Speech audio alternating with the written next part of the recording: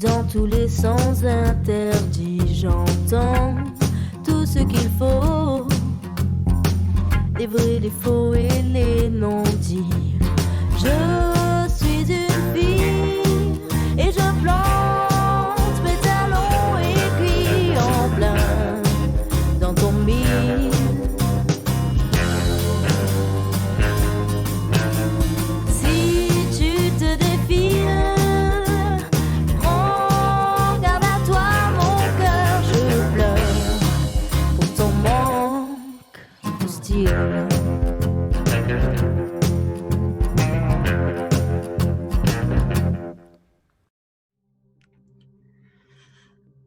The sun goes down, the night rolls in. You can feel it starting all over again. The moon comes up and the music calls. You're getting tired of staring at the same four walls. You're out of your room and down on the street. You can feel the crowds in the midnight heat. The traffic roars, the sirens scream. Look at the faces. It's just like a dream. Nobody knows where you're going. Nobody cares where you've been, because you belong to the city. You belong to the night. Good evening, Legion, and welcome to Tales from the Grim and Bad Moon Rising, our Urban Shadows campaign, the finale of our Urban Shadows campaign, set in the fictional city of New Acadia. Tonight, I aim to make the city political and dark, keep the characters' lives out of control and evolving, and we all play to find out what happens. Tonight, most of all, because I don't know if this is a season finale or a series finale. That was a word. So just look below at the donation options and place your bets, everyone. My money is on the city. Let's go around and meet our players, starting as I used to with Avery. Avery, how are you? I'm good. I'm stressed, but that's fine. Yeah, I'm Avery. I go by Mappa Online, and I will be playing Dear Sweet Evangeline, who I'm really scared for, but I'm sure she'll be fine. Yeah, she'll be fine.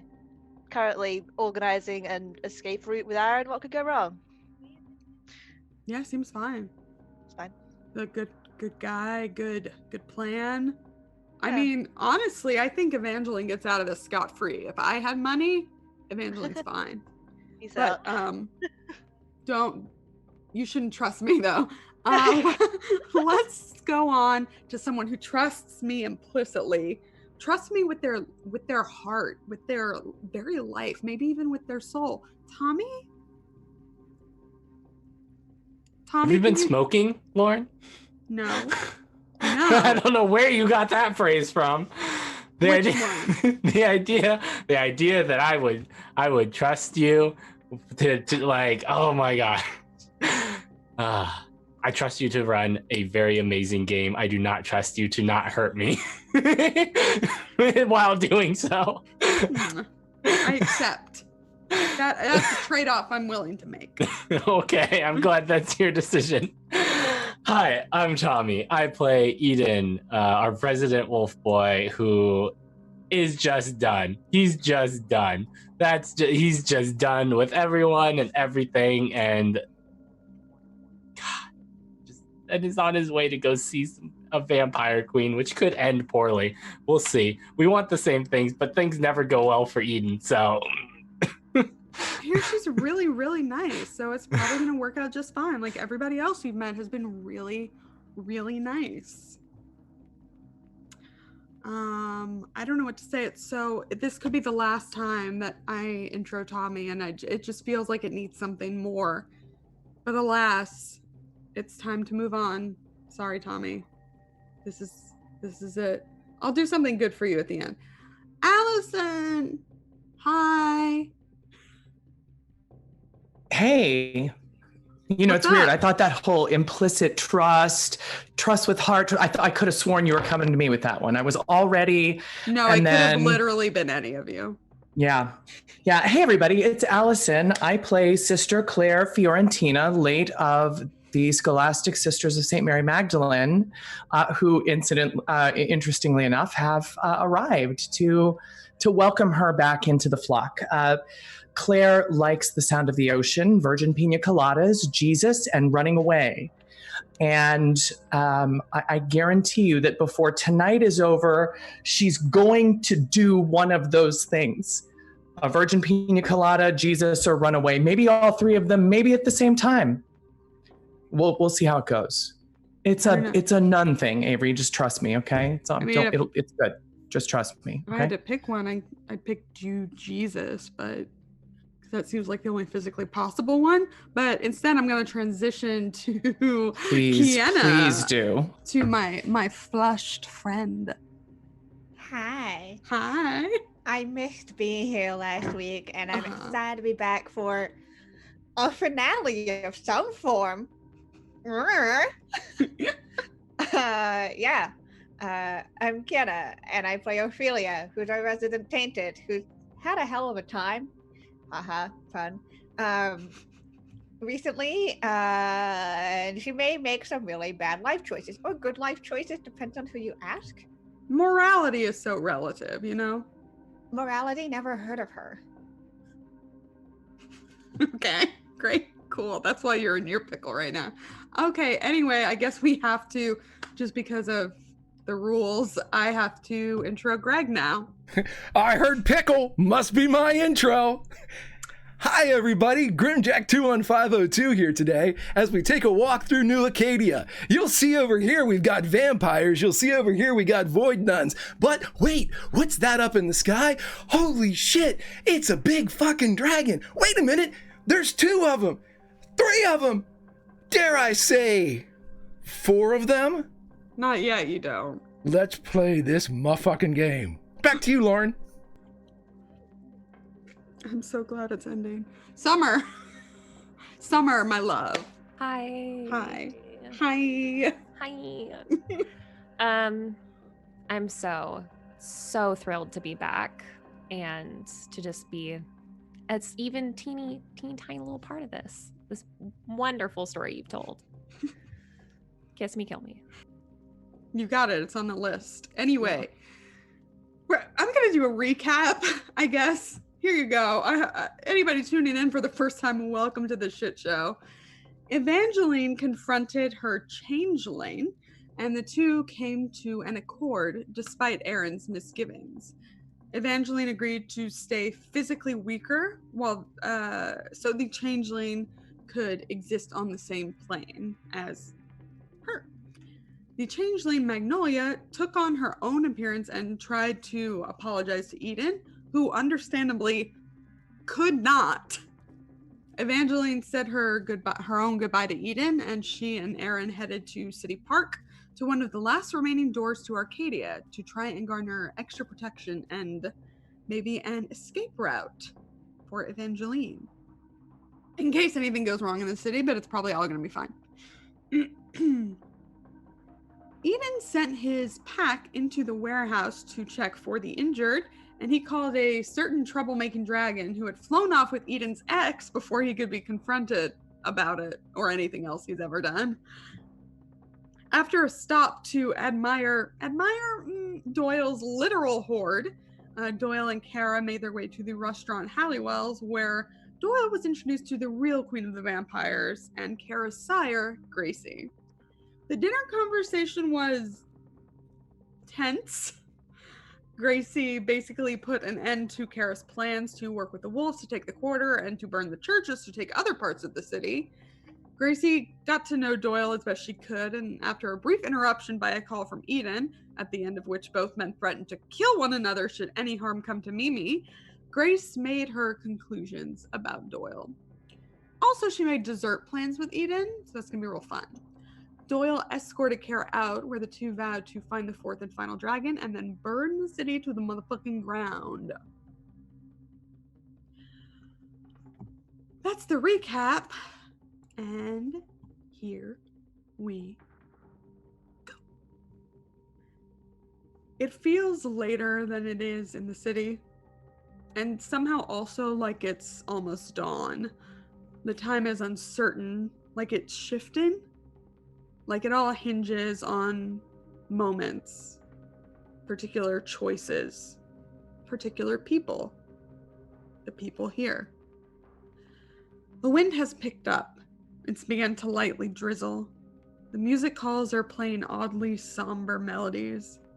A lone saxophone floats out into the streets of Frenchmen. But before we can go forward, we have to go back. 2 hours before the meeting at Hallowell's, down by the river. Claire is there, and so are 5 women in habits. They don't say anything. They don't all look exactly alike, but there's something about even their tiny movements that are in sync. They have rosaries in their hands, and a few of them seem to have bindings made of rope. Claire.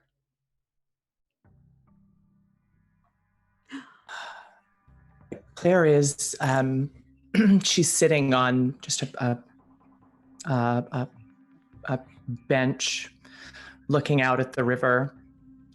The sisters are, she saw them as kind of a broad semicircle around behind her, and they've started to make their way in. She is tired. She's been running. She, kind of reflects that she's been running from Kara, and it feels like for hours, but she's been running, she thinks to herself, ever since she left the convent. She had she thinks to herself, I've had it's been nice here. In her mind, her mind returns to faces of people that she's met and and helped, even for a moment, where her powers have given her some glimpse that someone was going to be hurt or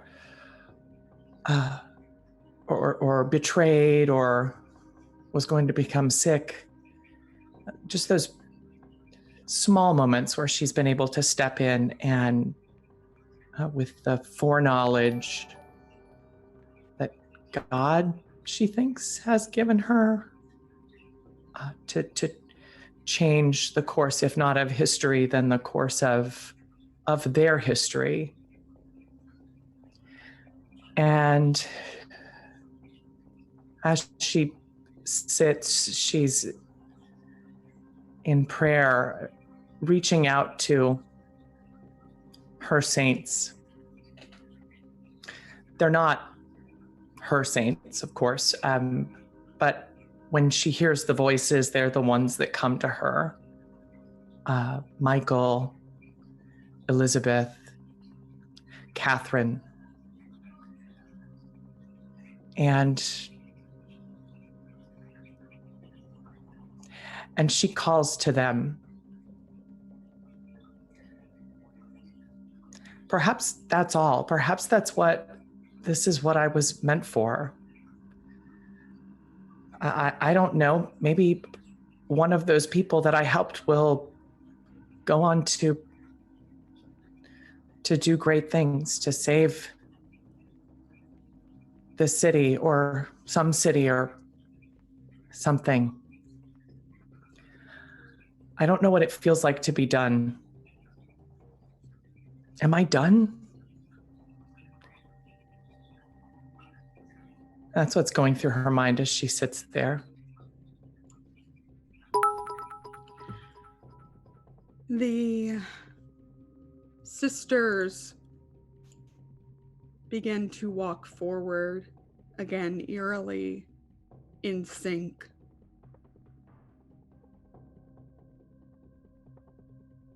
And all at once they stop. Their eyes had been focused on you. They've been hunting you ever since you left. But something behind them distracts them, and you can see a bit of a pale glow touch your shoulder from behind you, but the only thing behind you is the river.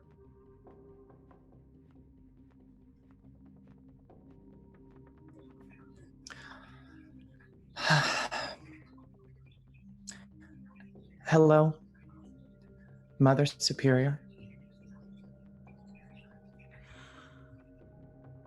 No one responds. You do, however, feel hands.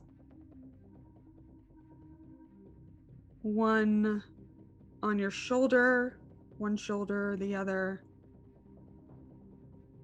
and then a third lower near your elbow. And the hands are warm. And you see that light grow stronger, almost like now you're backlit in this almost ghostly glow. And as soon as you feel it, it's like a rush of wind. Maybe from the water, maybe from whatever is actually behind you. As it's like a swoosh by your ears. And in front of you, all you see is fog. Not purple gas, but fog, river fog. But it's dense, it's glowing. The clouds above part and the full moon shines down. And you lose sight of the sisters. At least for now. What do you do?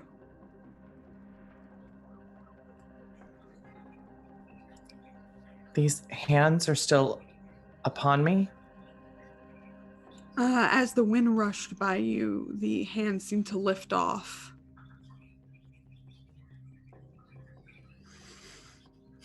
And as this wind goes by, it's still kind of all blowing. You just hear a very soft whisper. You're not done yet.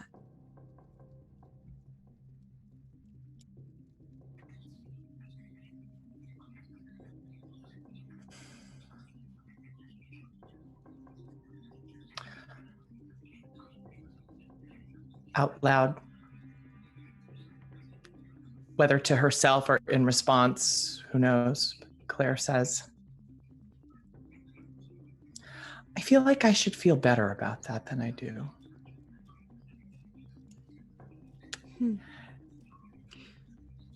It's a hard path that you are on, but a worthy one.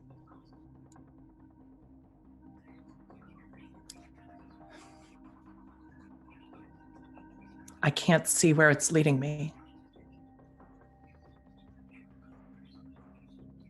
I don't know where to go or what to do.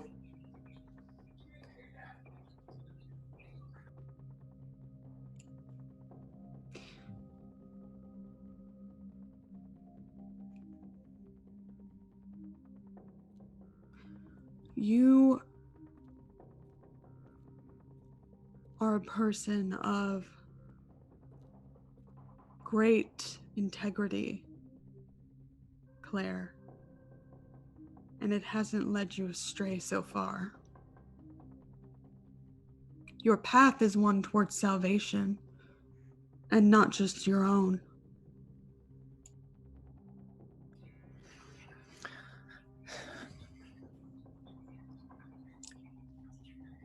For all that she's experienced, Claire is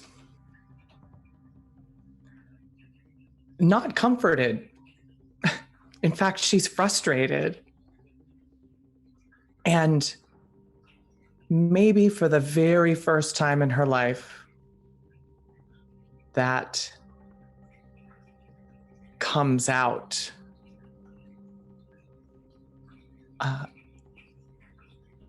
But You've shown me the future. You've shown me others' future. You've let me see how things are going to unfold. Why won't you show me mine?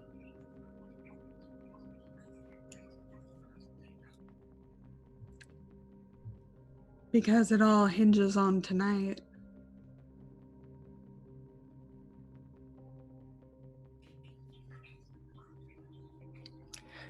In Claire's mind, that her mind immediately with that goes to the sisters and to nothing else.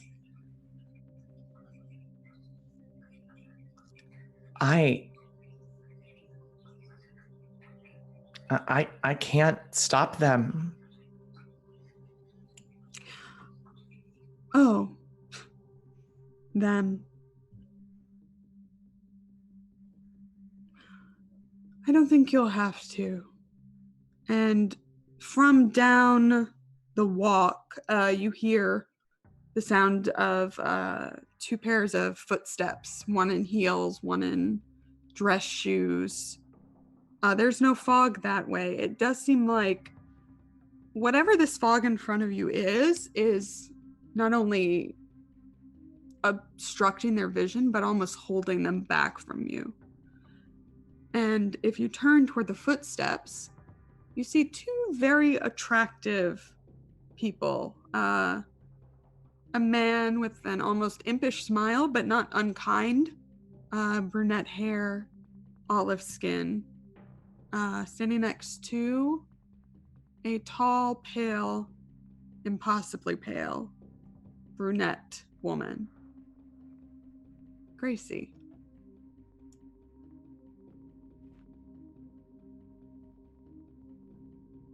We're walking on over until the fog stops us.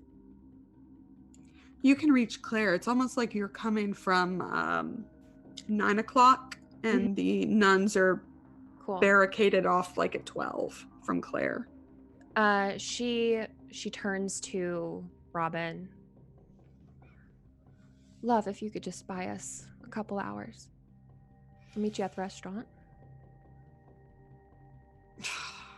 You know I hate that place. Not the restaurant. Just 2 hours. 2 hours for you. Who knows how long for me. And this man strides past you, Claire, kind of gives you a nod as he goes, and he walks through this fog. And you see it's like a flash, almost golden. You don't hear anything, maybe some gasps of surprise as a figure moves through, but it's almost like five gasps in tandem and then silence, and the fog slowly starts to dissipate, and no one is on the other side of it. As all of this happens, and I recognize that it would seem at least the first step of the path is being illuminated for me. I bow my head and I whisper the prayer that I've repeated so often when my life is asked of me. May I yield it unhesitatingly for the salvation of all.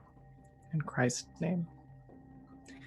And that's the posture in which you find Claire, Gracie, as you approach. She's listening. Are you praying out loud? Not in a like a spoken voice, but A whispered voice? A whispered voice that she I would hears it. imagine you can hear. Yeah. As she walks over, she says, "So you would die for your city, would you?" Claire pauses for a moment before looking up. If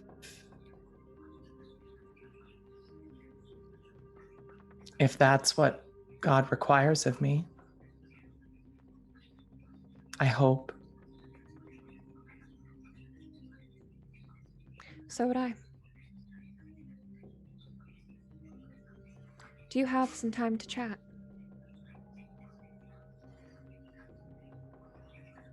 I have a few hours at least, it seems. Why don't we walk then? Claire stands up and standing kind of takes a position on your left as you begin to step off a very I don't know, subservient might be too strong a word here, but she's certainly not showing a whole lot of I don't know, like she's not being proactive in any way. She's following. Yeah, she walks for a moment, looking out of the water, and then will turn to look at you again. Do you know who I am?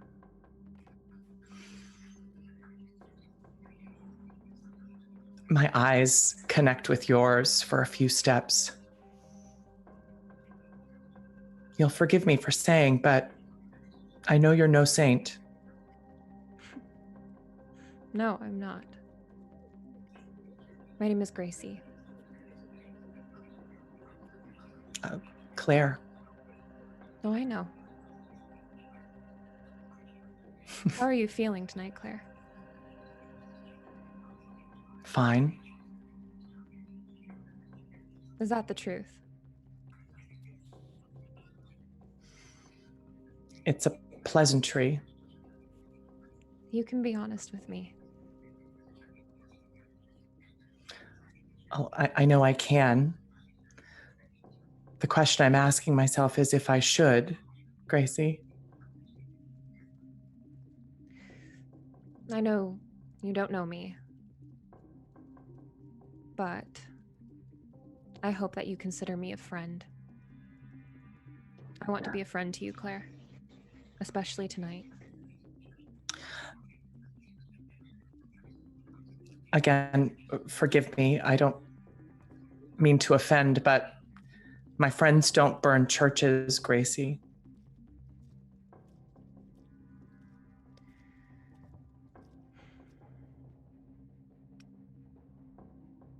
I'm going to put a stop to that, and I am very sorry that it happened at all.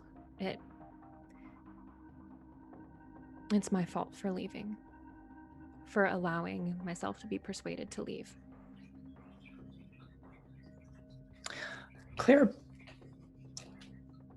almost imperceptibly straightens up a bit. Was that apology meant for me? Because if it was, it's not pointed in the right direction. They're not my churches. I'm not sorry to you specifically, but I am sorry to the people that it affects. The people that call those churches home. A safe haven. I understand they mean a lot more to others than they might mean to me or to you.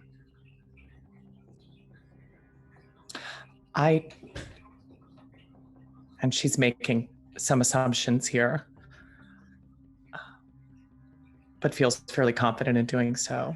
I assume that your kind have places that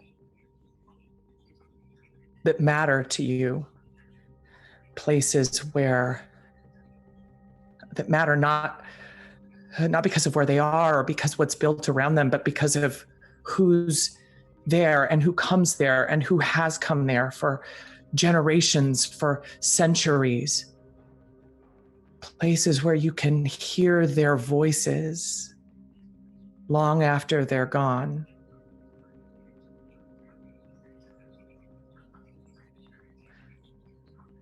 I don't know about my kind as a whole, but I do know for myself that yes, there are places like that for me. These streets. These streets.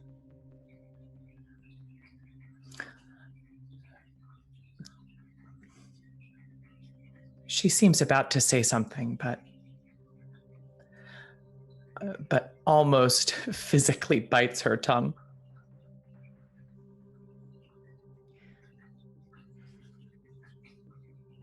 So, maybe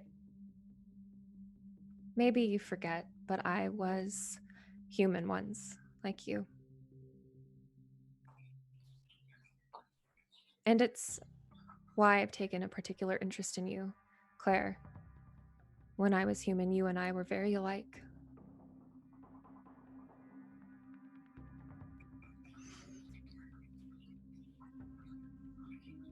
How so? Visions of the future. Things to come. I don't have them anymore. The change got rid of them, but I like to think that it manifests in a new way. A bit of luck. The right place at the right time.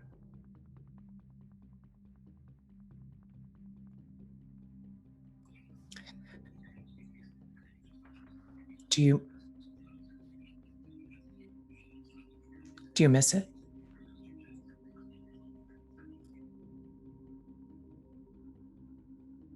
Yes and no. It was a burden. As I'm sure it's a burden on you and will continue to be a burden on you. It is. I'm not sure it will continue. That's up to you.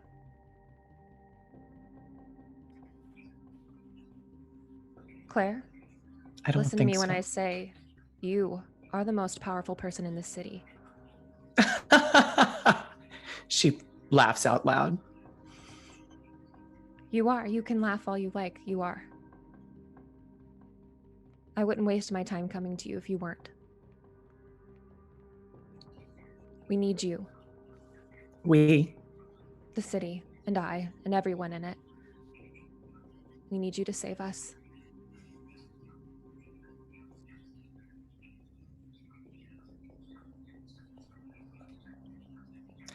Okay. How? By not misplacing your trust in those who do not deserve it.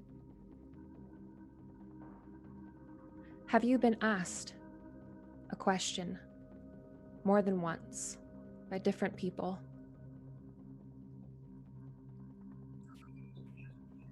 They're looking for something, aren't they? Yes. Don't give it to them. I have no plan to. And in the face of death, would you hold on to it?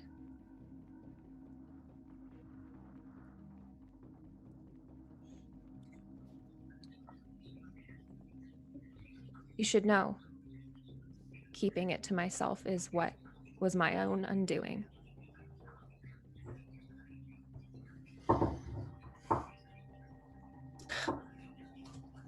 She seems a little confused.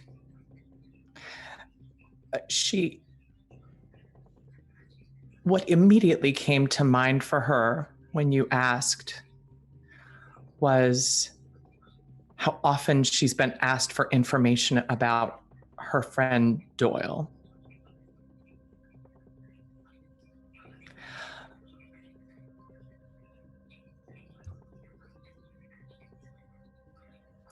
And that's what she's holding on to right now. And so as you're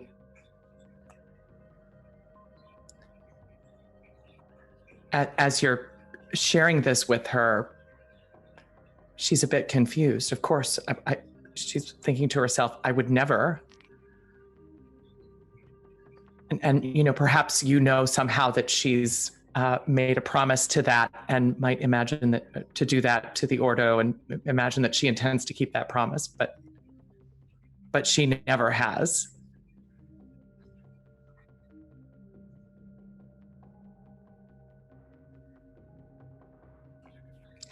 I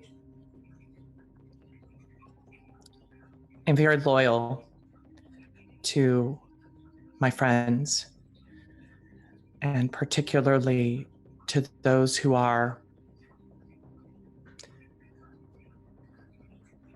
wounded or downtrodden,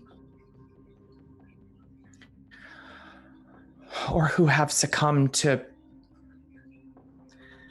the temptations that claim so many. And who are your friends?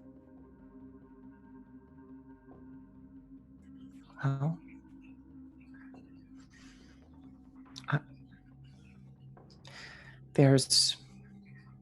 she's dodging just a little bit here. There's Eden. He and his family have been very good to me since I've been here.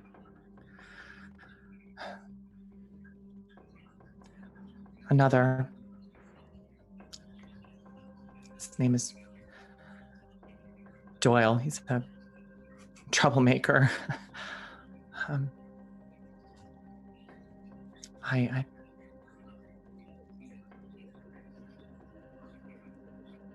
helped him once, and he's helped me, and I have hope someday he'll find his way to a better place.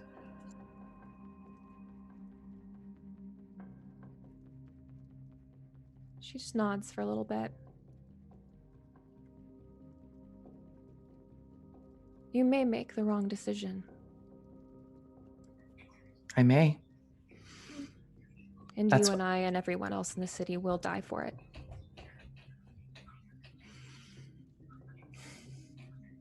It's a lot of pressure to put on one person, but you need to know that worse mistakes have been made. Oh, I know.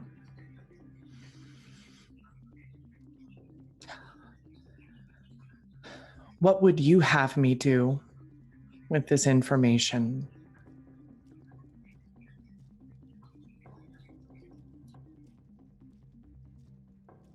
I was asked again and again for a bit of insight into the hearts of the people in the city. And they were looking for one in particular. But I could also see that it would be ruin, and so I said no to a person I loved very dearly. And they turned on me. But I saved them. And I started this new life. Claire, I would only have you do what you can live with. Look into the hearts of the people that you trust, of the people that you don't, the people of the city.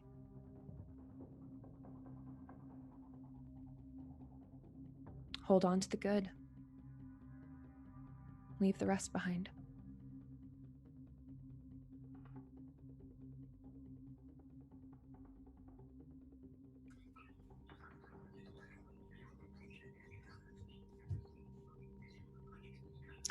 Claire stops. You're kind of bathed in the light of a gas street lamp. Is that all then?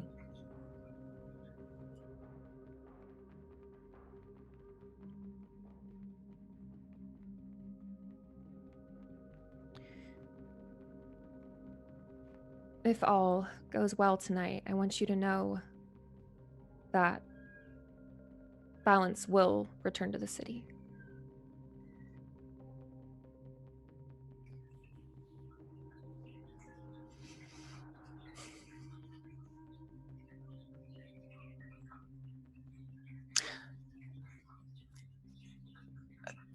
Thank you for the walk.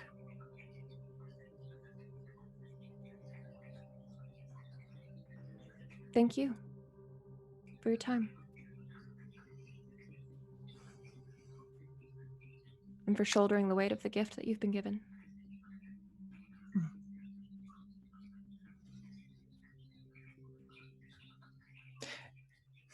It is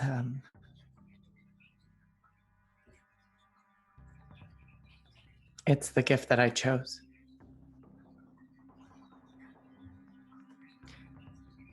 And she turns to walk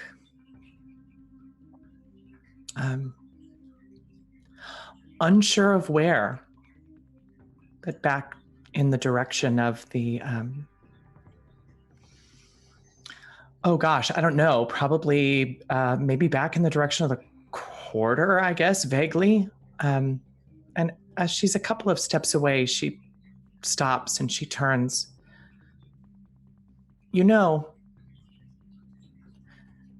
those places that are so important to people like me.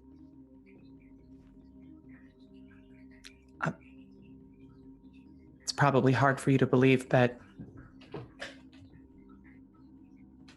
you wouldn't be turned away. If you're ever free or curious, she pulls out her old, kind of battered cell phone and just waves it.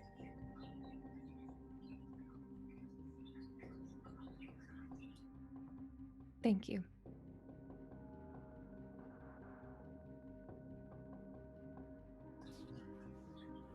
Claire makes the sign of the cross and turns and walks off into the darkness and the mist.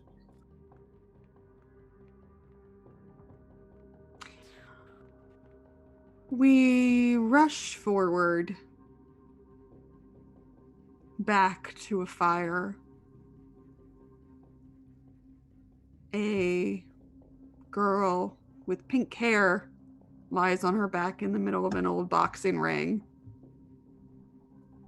There are screams, but for the moment, she is alone. Well, she thinks she is.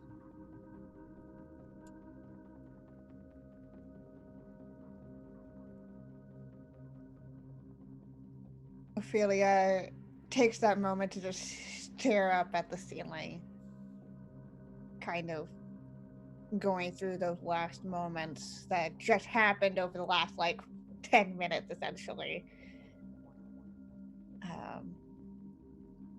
with Oberon giving her that last warning before disappearing. Belle seemingly having Ophelia back in their good graces, though at a cost.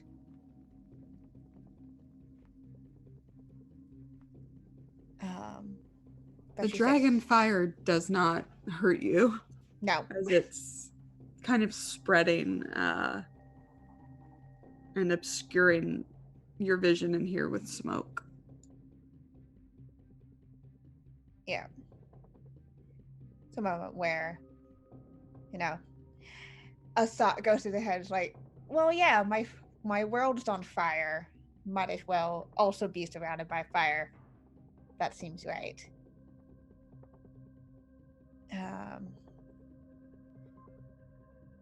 But I think after a second, and I think probably after like maybe her skirt starts catching a little bit, she doesn't have like much of a budget for clothes as she used to. And she'll stand up and just bat out the flames. And sigh. You hear a coughing from somewhere in the smoke.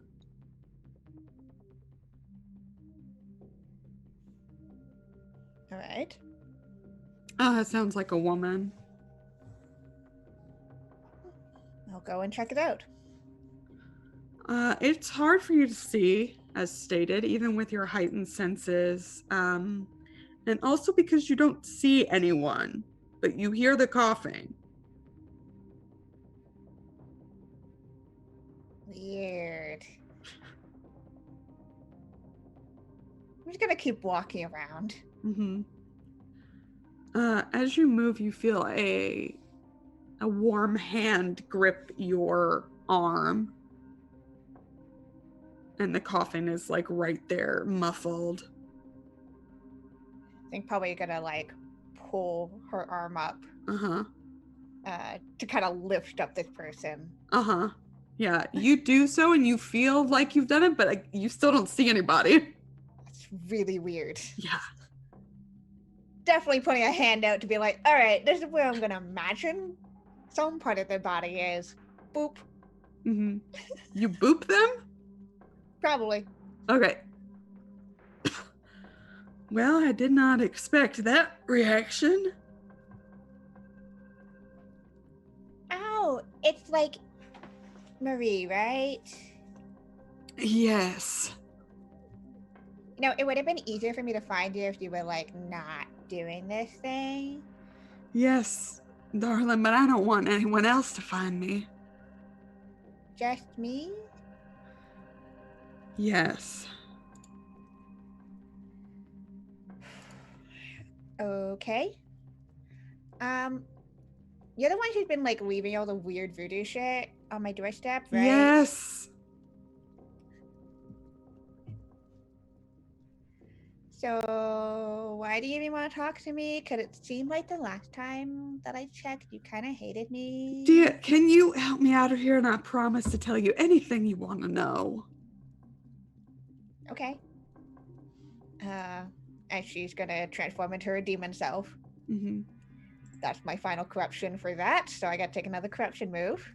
Hey, finale. As she takes on her demon form and sprouts wings and just probably just grabs what she assumes to be under Marie's arms. Mm-hmm. She's making guesses because they're. I love it. Yeah, and she will fly them out of there. Okay. You set down nearby. I mean, far enough away the smoke's not affecting you, but not too far where you can't still have visual. Where you now see two Evangelines in the distance and a wolf pack of people that have beat you up and who you've beaten up. There's a whole mess going on over there, but Marie appears before you. Oh, that was a thoroughly unpleasant experience. I mean, it could have been worse. How? I mean, you're still like alive, clearly. If there were like more flammable things in there, the fire would have spread a lot quicker. Fantastic. Well, I'm obliged to you, Ophelia. Yeah, so do you like still hate me or? No, I was misinformed, as I have figured out today. Okay, so what did you hear? Because I can probably like tell you what actually happened.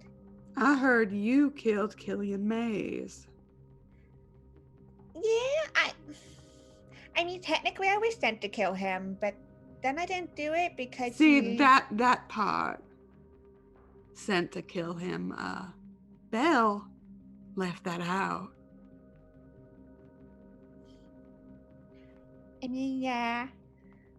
I mean, I normally don't go looking to kill people most of the time. Like, I'll go and, like, find people to, like, beat up or whatever, but, like, it's not like I'm trying to kill them unless I'm told to.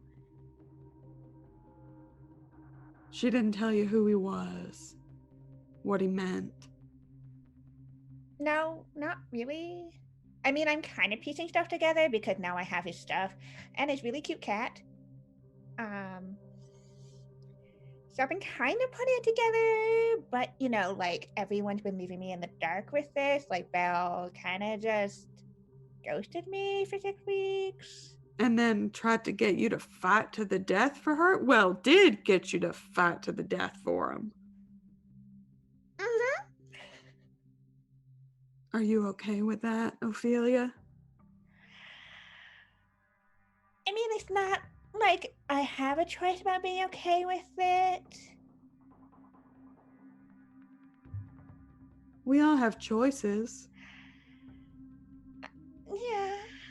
It's more like the consequence of not being okay with it is really bad.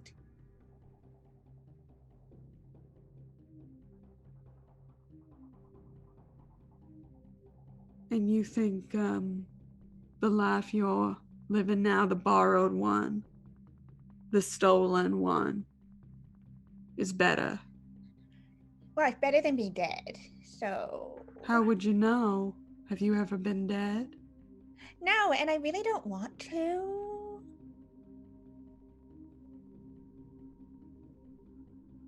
Just damned then. I really can't imagine it's fun. So, like, I'd rather do this and have some fun, likely, though it hadn't really been fun lately, than, like, be dead and not be able to maybe have fun.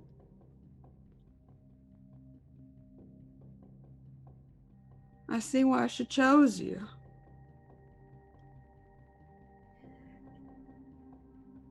Cool. I mean, other than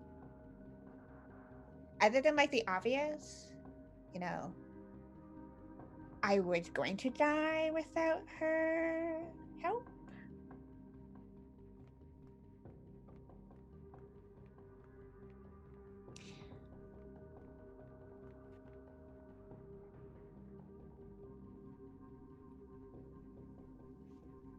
There really are worse things than dying, Ophelia.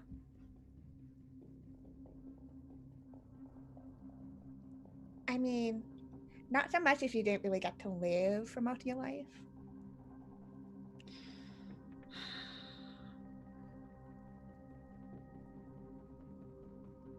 Like, I mean, I've technically been alive for like 24 years, but like I've only really been able to do anything for the past like 3.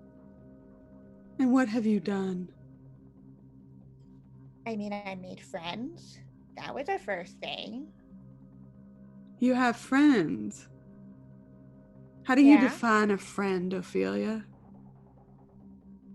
I mean, someone that like I can have fun with and like aren't assholes, and like I can pretty much trust to like have a back. Like Doyle, just kind of like I did a very cryptic call and he came to like help me and everything. So Yes, I'm sure Doyle came just to help you.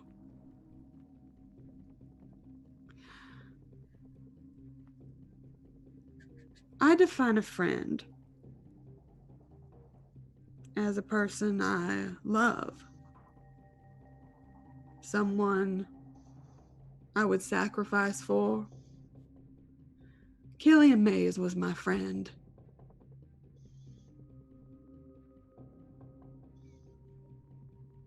Do you have anybody like that, Ophelia?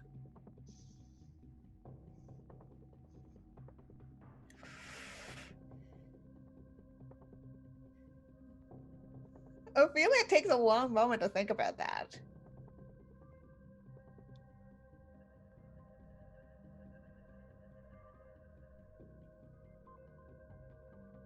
I don't know.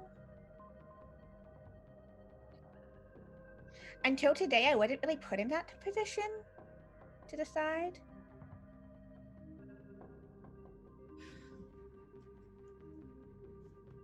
I hope you do.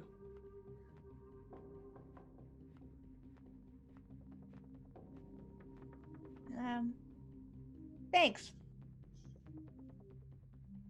I think that's the right thing to say in this kind of situation. It'll do. Thank you for your assistance. You won't be finding any more of my gifts outside your home. That's really cool. Thank you for that. That's really cool because, like, it was kind of cool at first, and then it got, like, kind of weird. I put them in the trash for a while. Is that, like, does that do anything?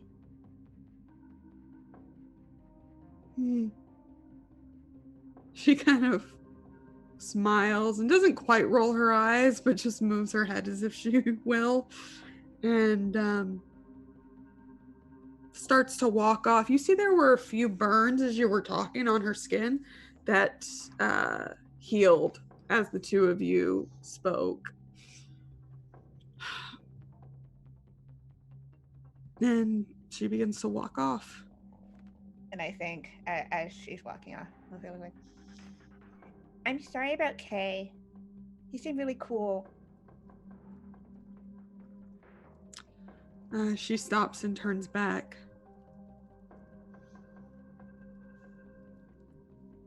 I'm sorry for you if you don't have someone like him of your own. And she leaves. And as you sit with that, just to sum up, you are able to overhear the conversations between Aaron and Evangeline, Magnolia, and Eden and his pack. And we're just going to go for a little trip. We're going to go for a little trip, very brief little trip over to City Park with our good girl, Evangeline. Yeah, I'm the good girl. Uh-huh. Aaron has been walking with you, not saying much of anything unless prompted, almost looking at the ground. You even have to stop him one time from like running into a tree. He seems so distracted and just kind of says, "Excuse me," to it. Not really fully present with anything. It's okay, I've done that too.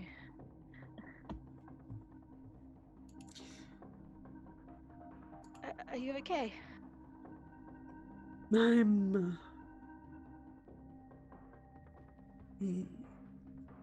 something hurts here. And he kind of gestures to his chest. Maybe it's the humidity. We don't really have much of it back home. Evangeline just kind of furrows her eyebrows a bit, nods like, I mean, you're not sick or anything, are you? No, it's like a pain, like I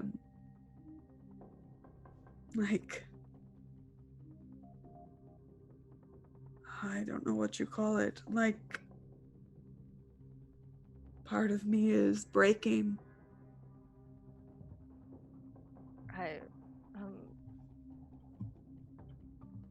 Are you sad?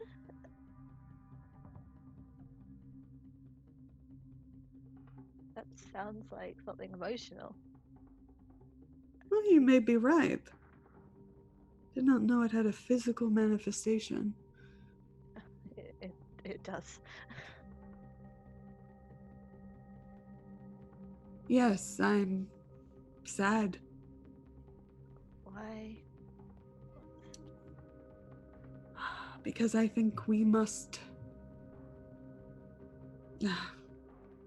We're almost there. Come. And he lifts his eyes up from the ground and starts walking much more swiftly.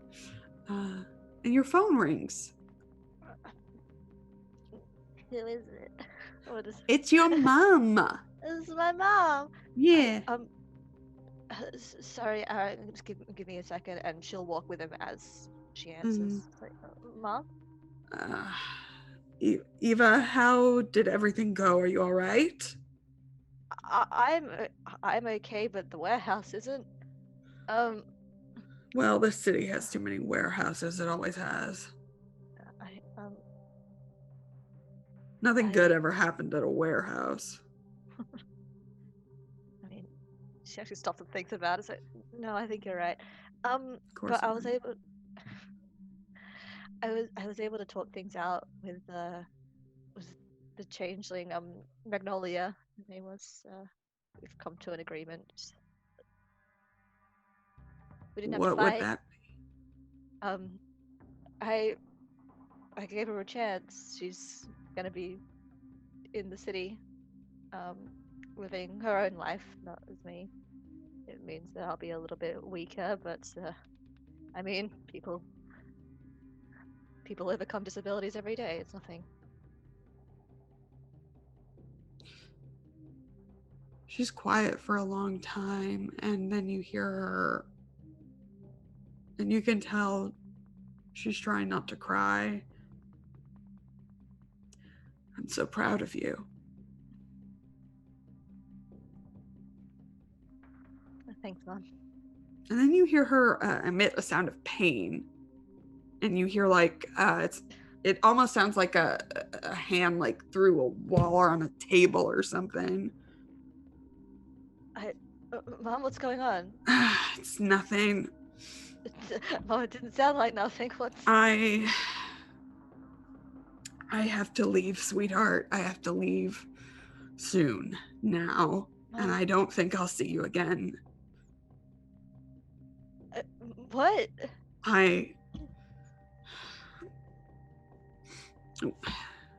Where are you? We're in Central Park, was it? Sorry. City Park. City Park. We're in City Park. If I can, I'll try to come and say goodbye. Mom, if it's not too dangerous, I'll be there as soon as I can. And you hear like another like smashing sound. And you hear your mother kind of grunting. Mom, what's going on? We'll come to you. What's going on? No, you need to do whatever it is you're doing. You're in safe hands.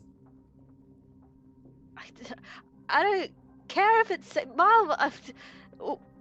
What's going? We'll The come to line you. goes Okay. dead. No. She's yelling into the phone. Aaron has stopped, and what is it? Something's wrong. We have to go back to my apartment. I think it sounded like someone was breaking in. Mom sounded hurt. He looks up at the sky, and you see the darkest, meanest looking clouds you've ever seen. Almost like they're sickly. They're like kind of an amber color. And the rain is beginning to fall harder. Evangeline, we don't have much time, and if we don't do this now, I'm afraid your promise, I'm afraid it may be broken. Aaron, my mom is in danger. I don't care about any of that right now. We have to... Your mother can take care of herself. Is there any way we can at least check? We'll be quick. And then we can check. Perhaps we can even see her. But please trust me. She is clearly very torn. Yeah. and- yeah. But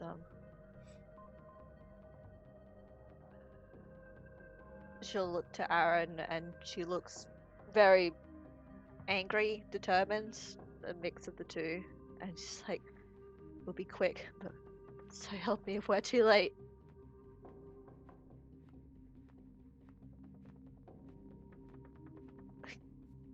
And she's got her fist clenched. She's just like, "So useless. Let's go." Mm-hmm. And you two make your way deeper into the park, finally arriving at the lake at its very heart. You are in the literal middle of the city. But, let's, go on a road trip. Let's go over to the Quarter, our favorite spot. Let's go to Hallowell's. Gracie, Kara and Doyle have just left. You've spoken with Eden already. Mm-hmm. Robin's there. My angel. It always surprises me. I was there for 2 seconds and I come back and 2 hours have passed. I hate it. I hate it there. Well, thank you Just for saying. going anyway. They're back in the city now, not where they were. I have Well, no where are idea they? where she is.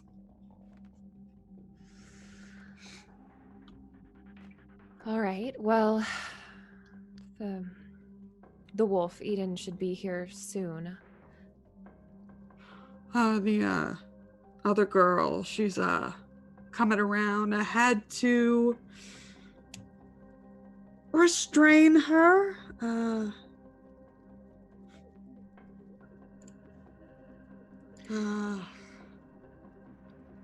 I'm afraid Adam is quite dead.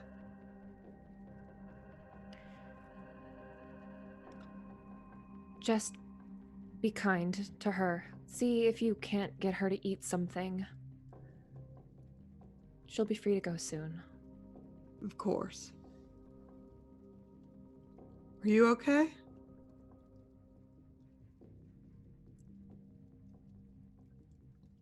I'm just really worried about her. Kara. She'll come around.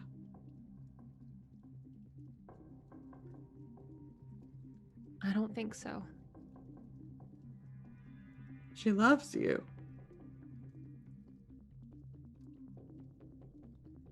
I know. He smiles at you, same kind of boyish, impish smile, and walks off to an adjacent room. Eden. Hallowell's is before you. It's very nice. Come on in. And Eden's in I don't know, he's not. I don't know. I mean, he's not in anything that when we first saw the show, he would be wearing sweatsuits everywhere pretty much. But no, he's in jeans and a black tee, and a jacket, I suppose. That's not the dress code, but that's fine. Yeah, we'll call it Not the a first person to black- break the dress code tonight. That's so true. It's probably a black combat jacket. I don't know that you've ever seen Penny, but she's the one who definitely directs you upstairs, just I don't know if I've ever seen Penny. I don't think I have. she's gorgeous and so over it. She is as over it as you are. Camaraderie. Love. She looks like Kara. That's right. Yes. Oh my god. Yeah. Eden sees her and he's like, Hi. Welcome "Hi, to Hallowell's. How can I help you? I am here to see Gracie." Oh, good. You're with him. That's great. Come on, follow me. I'm with who? Don't worry about it. You'll see. Wait, no, I'm what?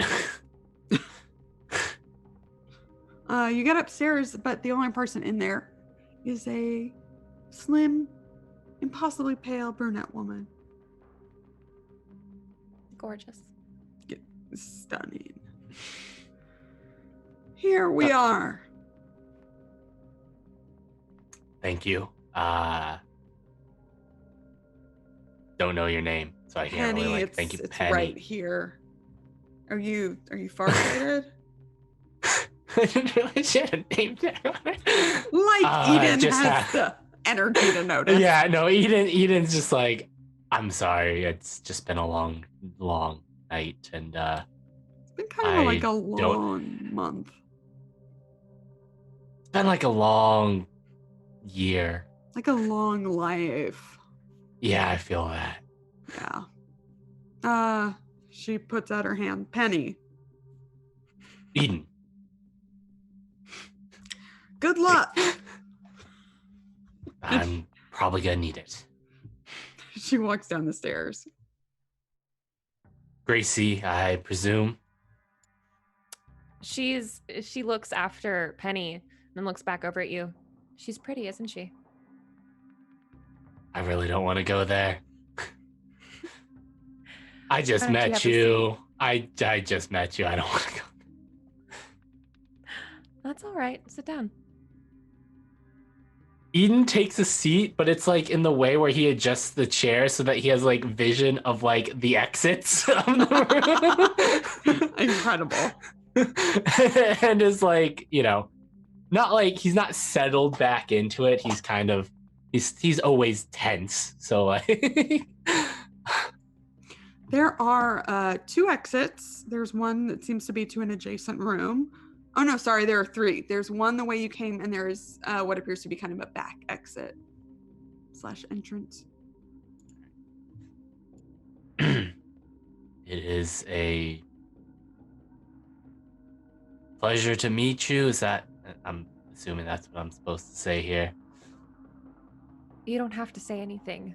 If it's not a pleasure be meeting me, please don't lie. I'm hoping it'll be a pleasure to meet you. I'm hoping you think so too. So, you wanted to meet in person? Here I am.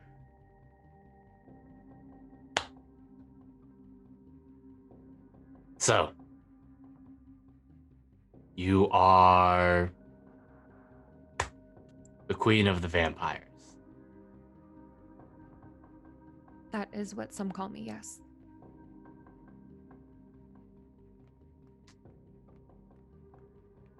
And so, what is it that you want?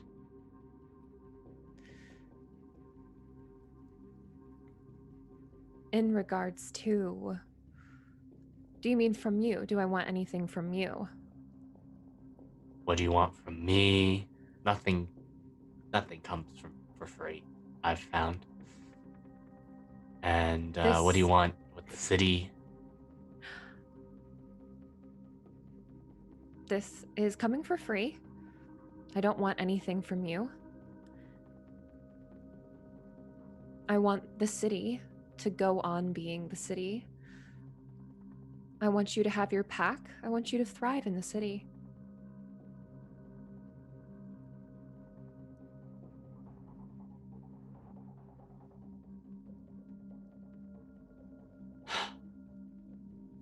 And what about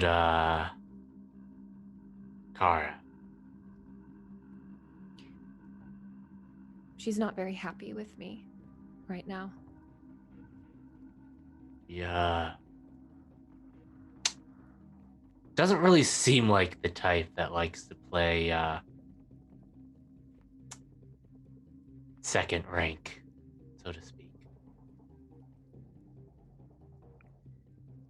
She had her time. She squandered it.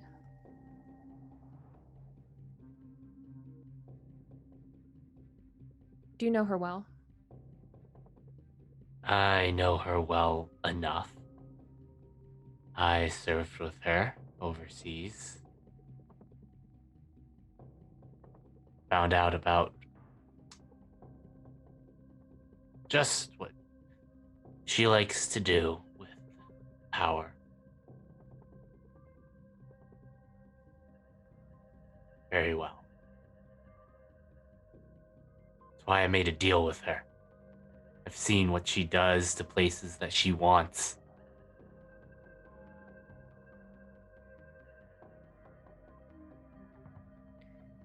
Do you think that there's good inside of her?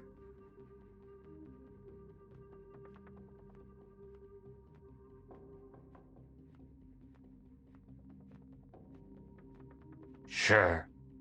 As in, there could be the smallest percentage of it. I don't like to count people out. We all have our troubled paths, and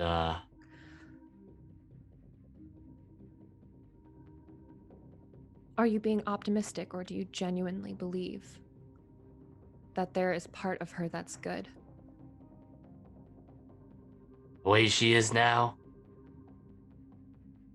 probably not. No.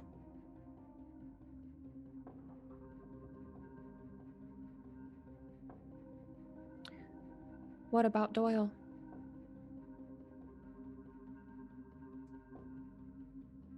What do you think of him? Doyle.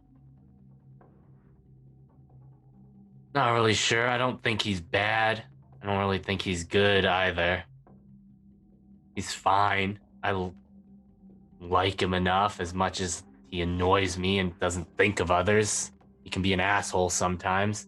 Doesn't really think his actions through. He just kind of does, and people get hurt. And that's what worries me about him. And I don't think it'd be too hard for you to find out. My sister's apparently one of his long-lost dragons, so that makes me really concerned about what he does. Especially when he goes around making enemies.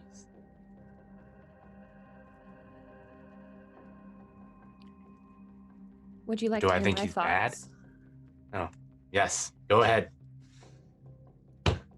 If you're not interested, I'll keep them to myself. I'm interested.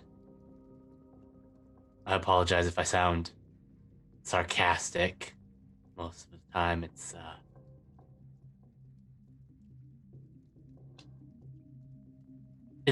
an issue I deal with. It's fine. I've met a lot of people. I've dealt with a lot of different types of people, and everybody copes with their problems in their own way.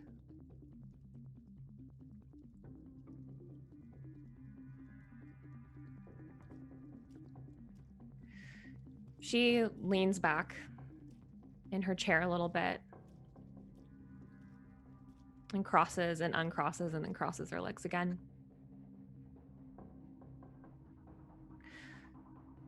Do you know why the dragons were trapped in human form?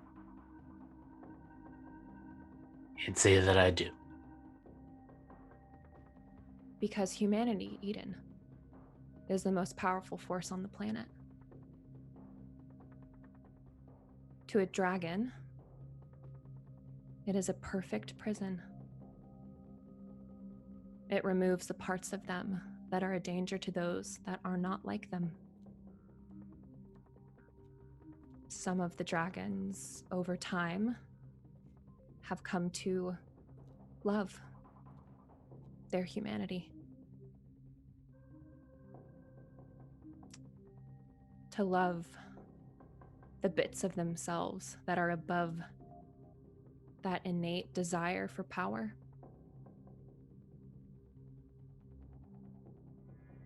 Doyle might have been in touch with his humanity once, maybe not. But I can tell you beyond a shadow of a doubt that there is no part of him that cares for his humanity. He is looking to destroy it. Fully. Not just his own, but everyone's. In the very brief time that I have known about him, I have discovered that he is a murderer, a liar, a cheater, power-hungry fool. He's not even a dragon. He is the embodiment of greed itself. He is no friend to you, Eden. Or Mimi. Make no mistake about that.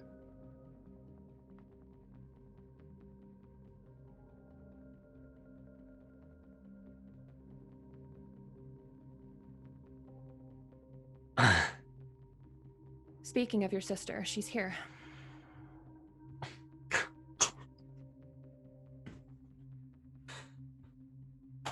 Of course she is. Why is she here? I got her for you. It's a gesture of goodwill, right time, right place. Would you like to see her?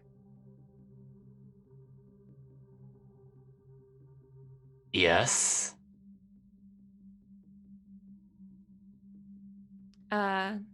She just raises her voice barely enough for Robin to hear her and just says, "Love, bring her in." Yeah, a man you haven't seen before, but you get that same kind of floral scent mixed in with the smell you associate with vampires as he brings Mimi out in her chair, but it's not that she looks like she's been hurt. Her eyes are a bright green. She's sweating, like covered in a flop sweat. And she just looks shaken. I mean, she is physically shaking. What's wrong with her? She's going through a lot. What's wrong with her? I think she's fighting something.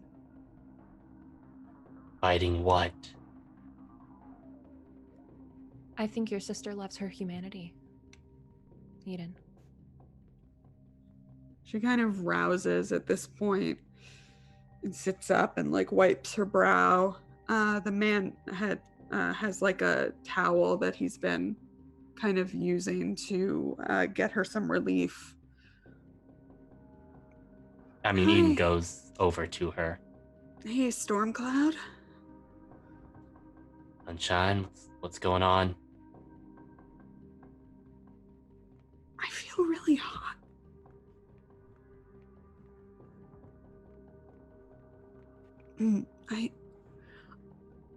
She looks around, not really knowing where she is or who these people are. This isn't like that one night. Eden, I think I hurt somebody.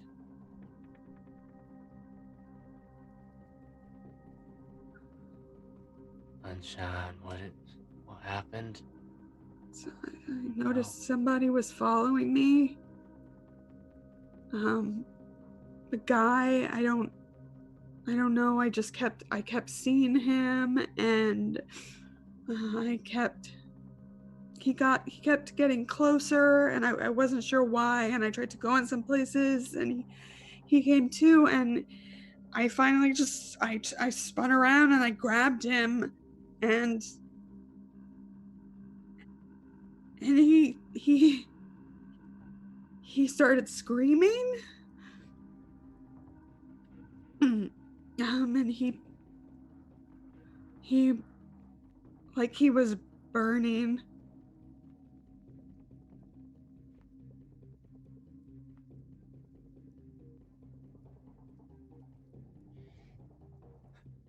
It's okay. You were just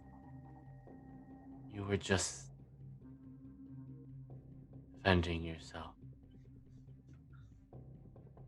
Was I? Accidents happen.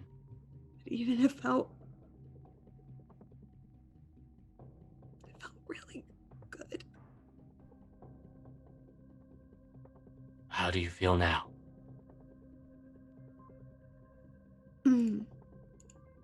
I don't know. It's like can feel something coming. Can't you feel it?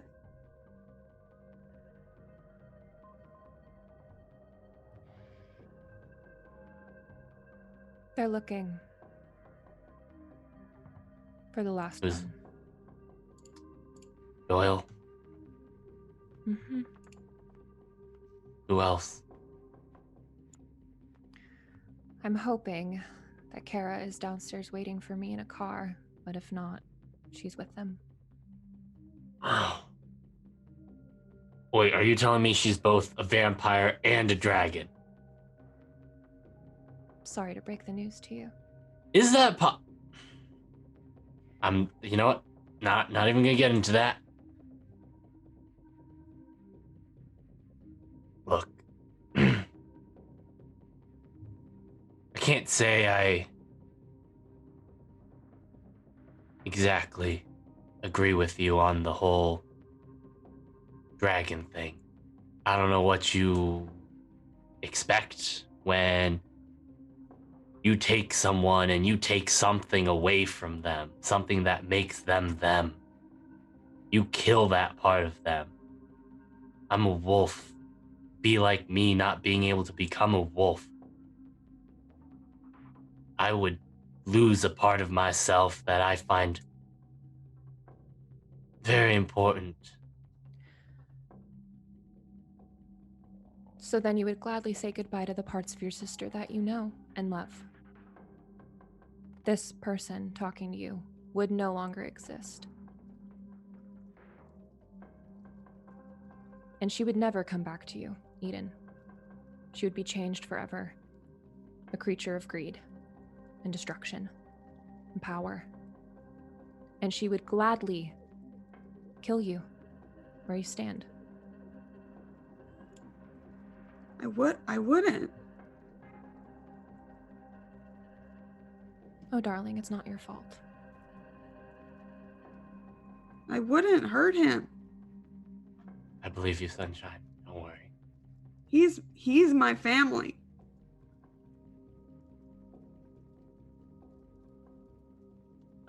Eden looks at Gracie.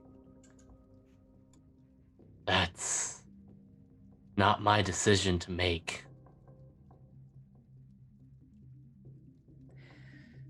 And if she decided that being a dragon is what she'd wanted, I'd support her. Then tell me this. And if that burned me, that's on me. It may burn you, but it will also burn everyone else you know. Giving her this choice, one that she's clearly fighting on her own, And she'll means fight it. losing the pack. Not just yours, every pack. All the vampires, the fae, the mortals, the demons. They'll all be gone. I see where you're coming from, but my sister's not that weak. There is a way you can help her. And what's that? Supporting one of your other friends, Claire.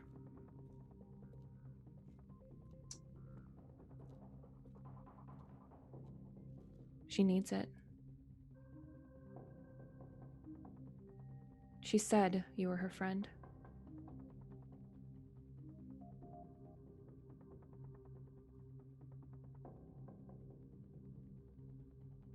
And what does she need my help? And what do you get from that?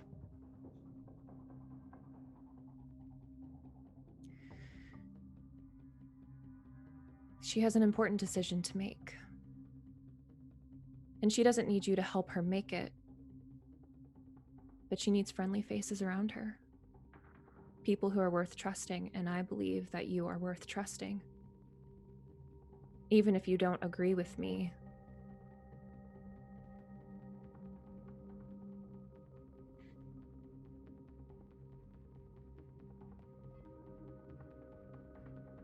I want the city to live. I'll tell you what I told her. I would die for it. So that you could continue to have your pack. So that the demons could continue to take souls. The vampires continue to feed on mortals and the fae come and go.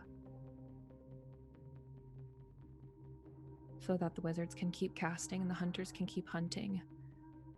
And we'll just keep going in a big circle, taking and giving to the city. That's what I want.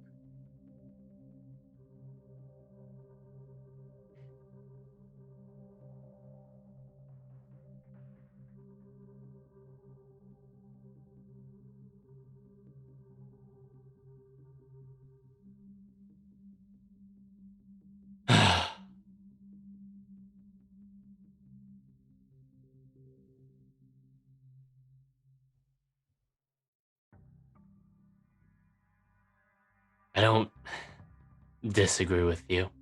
Like I said, I just want to protect my family and my pack. But at the same time, what you want sounds like stagnation. Sounds like things don't change. Things change. Life goes on. Finds a way. Things happen. Now, I would prefer that change doesn't come with the burning of this city. I will agree with you there. Not just this city, Eden, it doesn't end here. You do see that, don't you? That a dragon is bigger than this one city. I do, and they've existed in the past, if I am to understand how this whole dragon thing works, which I really don't. Yet we're still here. I wonder why. I wonder why too. Thank you for looking after Mimi. And I'll make sure to give Claire a call. I'll stay out of the quarter. As long as Kara and everyone else stays out of my neighborhood. Come and go where you please, Eden. I didn't mean literally. I meant just more like power play wise. The quarter does not belong to me.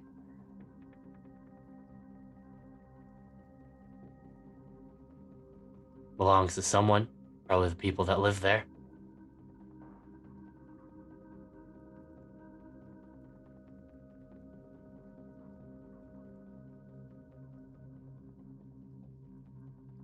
Power doesn't exist in a vacuum.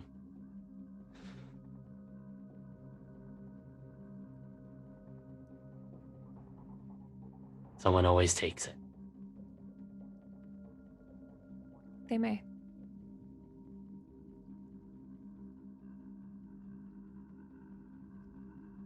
Well, unless there's anything else you'd like to talk about, I'd like to get my sister home. Absolutely. Take care, Eden. You too. If you need anything, I'm sure you'll find a way to get in touch.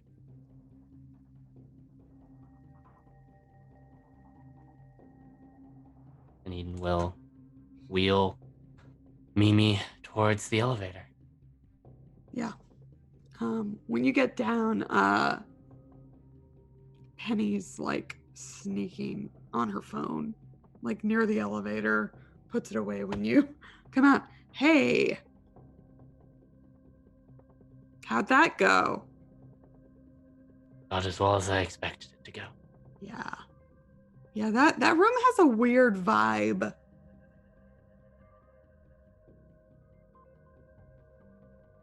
You really should find employment elsewhere.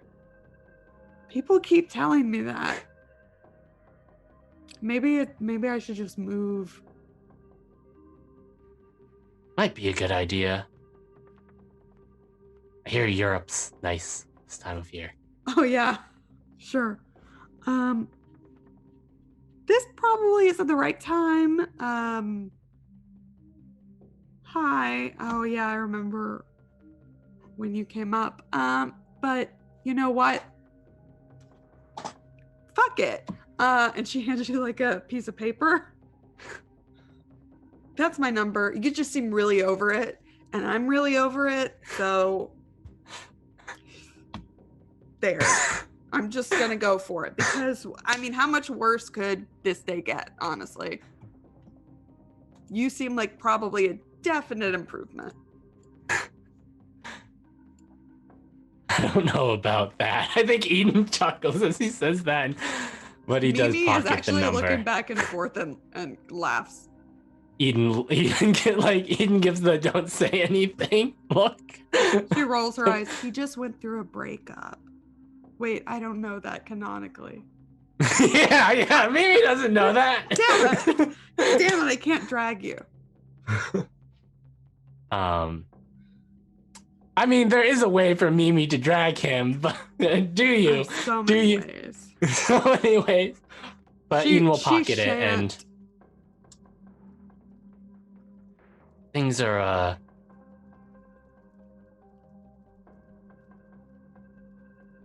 things are a little hot in the city right now. Yeah, it's But, sweltering for October. Yeah. But if you're still around when it cools down, maybe we'll grab a drink. We will. Bye. Eden will wheel Mimi out. Totally normal, awesome human. Found one. Okay, back upstairs. Gracie. Beep, beep, boop, beep, boop, boop. Ring, ring. Well. This is an unexpected surprise. How are you doing? Shitty. You didn't happen to be at the warehouse, did you? Oh, I was there arguing with your protege. I wanted to call you and let you know that I'm back in town and that you can have it. Are you being serious? Do I kid about this kind of thing? You can hear like the longest exhale. Hold on, I need a cigarette. You can hear Marie sit down, light a cigarette, take a long drag. That bitch Belle almost ruined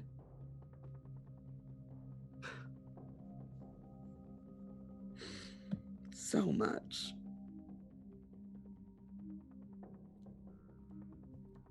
I hope this is good news.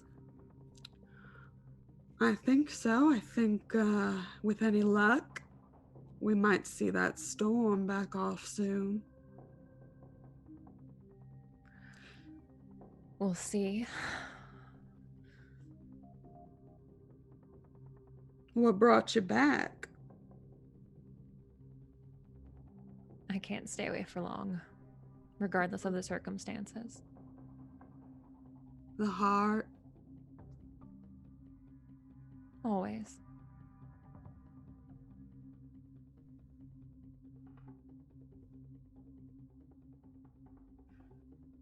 Thank you, Grace. Yeah, of course. Good night. Good night. And as soon as you hang up, you get a text from Kara. It says, "Are you coming?" And it's spelled wrong on purpose. Yeah. She doesn't answer. Just stands up and goes downstairs. Okay. Yeah, Robin follows behind you. When you arrive at the bottom, your car is there, and Robin gets in the front seat to drive. You see Kara in the back. Not exactly looking happy, but there. Genuinely surprised. And she'll get in. Yeah. It's kind of like a townhouse, so Kara like rolls up the window up front. Okay. So I've thought about it. And I think you might have a point. about what in particular? About my friend.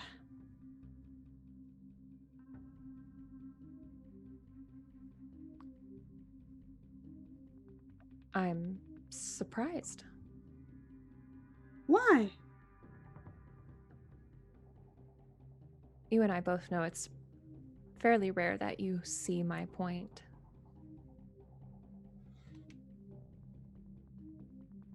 I mean, you were very convincing. And she scoots closer to you. Real close. Super close. Should we go home?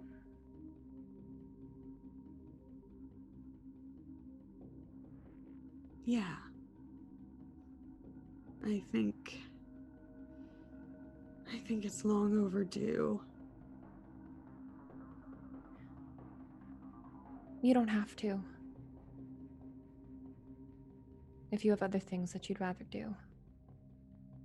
No, everything I want to do is right here. And she leans in for a kiss. Absolutely. And she kisses you for a long, long time. And then you feel a sharp pain in your chest. And it hurts like you've never felt since the last day of your humanity. Except instead of fire all over your body, it's in one particular spot.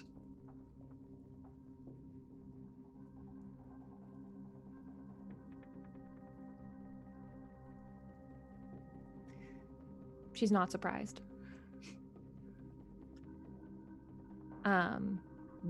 This is what she was expecting, not the other thing. And she does her best not to show the pain on her face. Lots of different kinds of pain. And she pulls back to look at Kara in the eyes. You see at first her kind of usual smug smirk. And as you look at her and the moment is kind of frozen, you see her expression shift.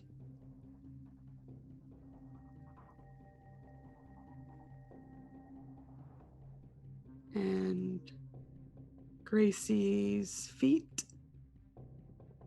begin to turn to ash.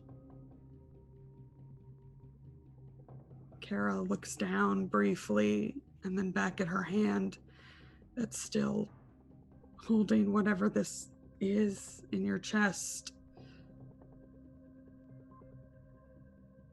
No. I still love you, baby. No, I'm I'm sorry.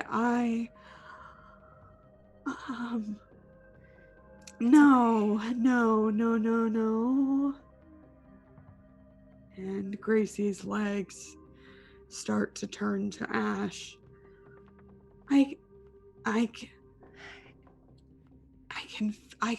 okay. I take it back though. I didn't mean it.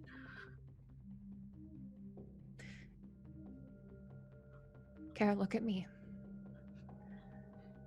I'll see you again. I'm not even really going anywhere. Just in the next room, okay? I didn't mean it. It's okay. I know. I'm sorry. I'm sorry. It's okay. It's okay. I love you. Don't forget that I love you. Don't forget.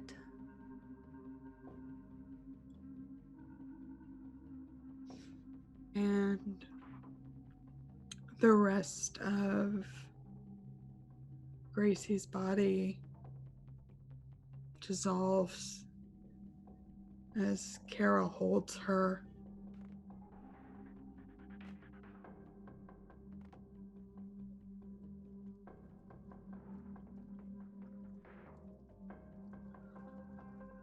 And we cut away.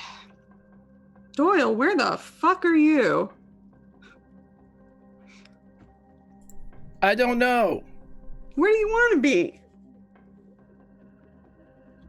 I don't know. What are you doing? Again, I don't know. Find your dragon. Nah. He's waiting for Kara. He has to. He can't without everybody else. He needs Mimi and Kara. So he knows that he has to wait for Kara told him to wait. So he would just go to his place, I guess, and I don't know. Maybe do some like time.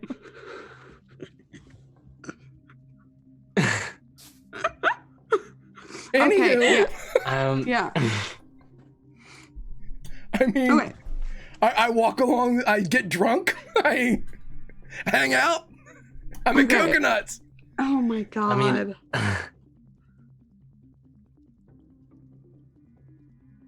Okay, so you're just waiting. I was told to wait, so I have to wait.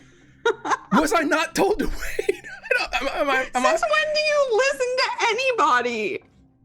I've only had this conversation with a dragon. I don't listen to people. I'll listen to a dragon. Okay.